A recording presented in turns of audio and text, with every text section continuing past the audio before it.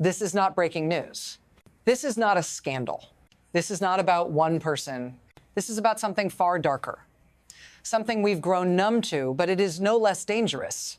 A system that has been allowed to fester for too long, unchecked, where the very act of protesting, of speaking out, has become a death sentence. You've heard the numbers, right? The deaths, the brutality, the streets painted in blood, but they're just numbers, because no one can really grasp what's happening until it's too late. Imagine a regime, one that will stop at nothing to maintain its grip. But what if it's too late to stop them? What happens when systems so entrenched in violence and control are left to rot unchecked? What happens when the world can no longer ignore it? This is what's unfolding. And it's not over. It's just beginning. If you think you know what's at stake, think again. Asterisk, asterisk, stay with me. Because the truth is darker than you realize. Asterisk, asterisk. It's easy to focus on the headlines, to look at the figures, 12,000 dead, internet blackouts, street massacres. But let's be clear, the real issue here isn't the chaos. It's what's times behind times the chaos. The truth is, the system that drives this violence is not just a regime. It's an entire structure built on repression and control. A system that survives not on the strength of its leaders, but on the machinery that keeps it running, an unseen, almost invisible force that runs deeper than the headlines you read. This system, its core, is not just about who pulls the trigger, it's about who gives the orders, who funds the repression, who fuels the fear. This isn't about one man or one government. This is a network of power perpetuating itself through terror, while the world watches and does nothing. The power is no longer in the hands of any individual. It's embedded, woven into the very fabric of the regime, and it's spreading. The question is, how long before it's too big to stop? Asterisk, asterisk, stay with me, because what comes next will make you question everything you thought you knew. Asterisk, asterisk. It wasn't always like this. Years ago, the idea of mass violence, of the state killing its own people in broad daylight, seemed unthinkable. People protested, sure, but there were still limits. There were still times that couldn't be crossed.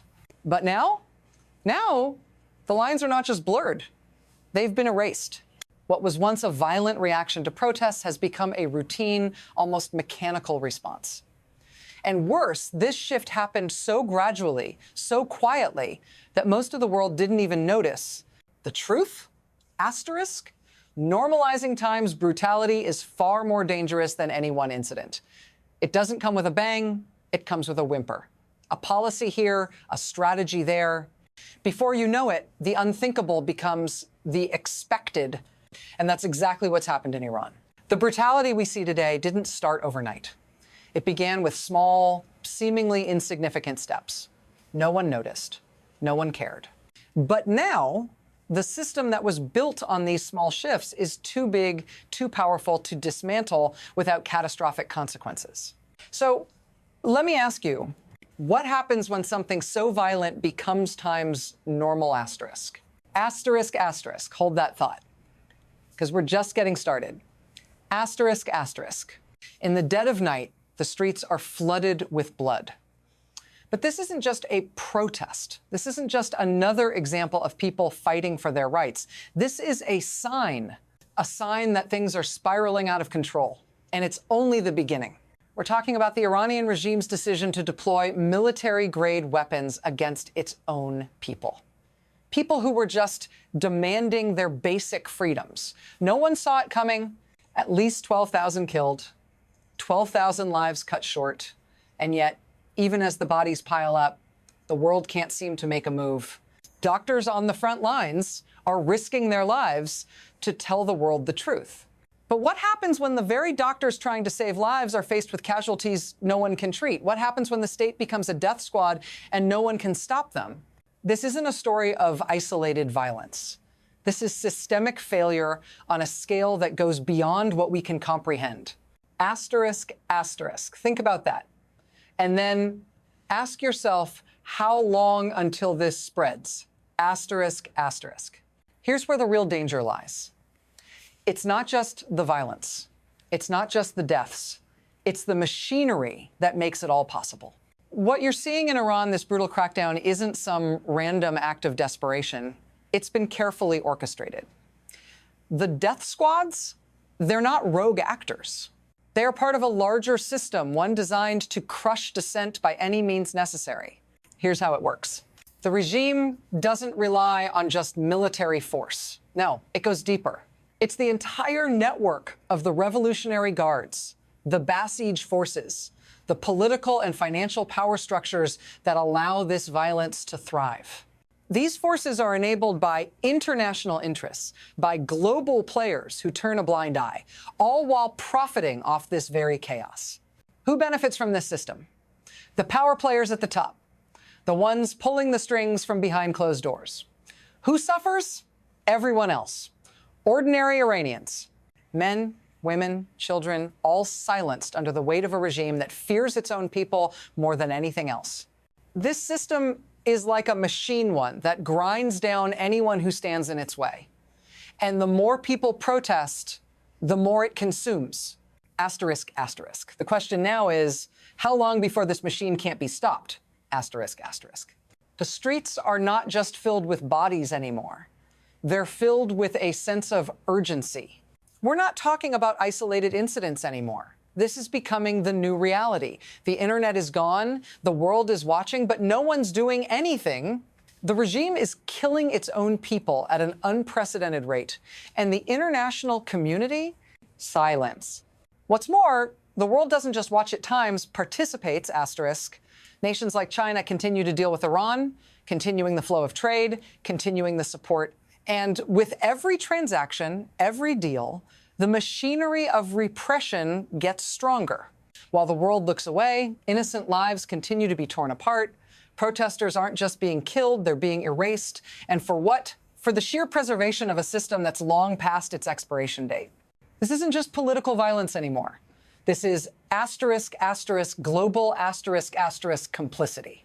How long before this becomes our problem, too? Now, let's make this personal. You see the numbers, right? 12,000 dead, thousands more arrested. But what about the faces behind those numbers? What about the people who were simply trying to survive? Yes, you might think it's easy to stay detached, to watch this from a distance and feel like it's just another distant tragedy. But imagine it's your brother, your sister, your friend in the street. Imagine it's your loved one being dragged away, never to be seen again. These aren't just statistics. These are people with families, hopes, dreams gone in an instant. And the worst part, this is happening asterisk, asterisk right now. Asterisk, asterisk. The regime is not just attacking protesters. It's attacking entire families. It's destroying lives. And for what? So that a group of people can maintain their grip on power at any cost. You can't afford to look away. Because when it's this personal, it's not just someone else's problem. It's humanity's problem. Asterisk, asterisk. This is real. And the question is, how long until it's too late for all of us? Asterisk, asterisk. It's no longer just about Iran. It never was. What happens in that country isn't confined to its borders. This is the kind of instability that ripples outwards, affecting the entire world. When a regime like this starts to crumble, it doesn't just collapse inward, it spreads.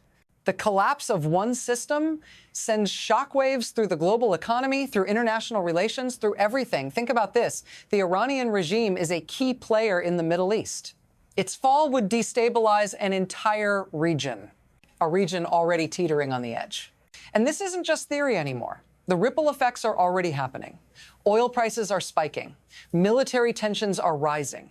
And global powers are scrambling to adjust, trying to figure out how to navigate a world where Iran, once a dominant force, is suddenly in freefall. This isn't just a regional crisis. It's a global crisis. And the worst part, no one knows how it ends. Asterisks, asterisks, hold that thought, because this is where things get dangerously unpredictable. Asterisks, asterisks, what happens next? There are three possible futures for Iran, and none of them are pretty. Asterisk, asterisk. First, asterisk, asterisk, there's the possibility of adjustment. A few minor changes, perhaps some cosmetic reforms, enough to calm the masses, to pull the country back from the brink. But in a system this entrenched, how likely is real change? How long can the regime cling to power before it finally breaks under the pressure of its own violence? Asterisk, asterisk. Second asterisk, asterisk. There's erosion. The system slowly crumbles from within. Corruption spreads, loyalty fades, and the cracks begin to show. The world watches, perhaps even encourages, this slow implosion. But as the old system falls apart, what replaces it? More violence? More chaos? Can any system rise from the ashes without further bloodshed? Asterisk, asterisk, third asterisk, asterisk, and most dangerously, there's rupture, an irreversible collapse. The regime falls completely, and in its place, there's a vacuum, a power struggle that erupts into an uncontrollable civil war. The collapse of Iran could destabilize not just the region, but the entire world as other powers move in to take advantage. Each of these paths leads to a different future, but one thing is certain. The stakes have never been higher. Asterisk, asterisk, and we're only just beginning to see what might happen next. Asterisk, asterisk. We don't know how this ends. The world watches, but no one knows how deep the crisis will go, how far it will spread, or whether anyone will step in before it's too late. The systems of power that have allowed this to happen are too vast, too entrenched. This could be just the beginning, the spark that ignites something far larger, far more dangerous than we're prepared for. Or it could implode on itself, dragging everything down with it. Either way, the impact will be felt for years to come. And yet, despite all of this, there's a quiet confidence from those at the top. They think they have it under control. They think they've calculated every possible outcome. But what if they're wrong? Asterisk, asterisk, this is not over. Asterisk, asterisk, the clock is ticking. And whether you believe it or not, it's only a matter of time before the ripple becomes a wave. Asterisk, asterisk, stay informed, stay alert, and never stop questioning what they don't want you to see. Asterisk, asterisk.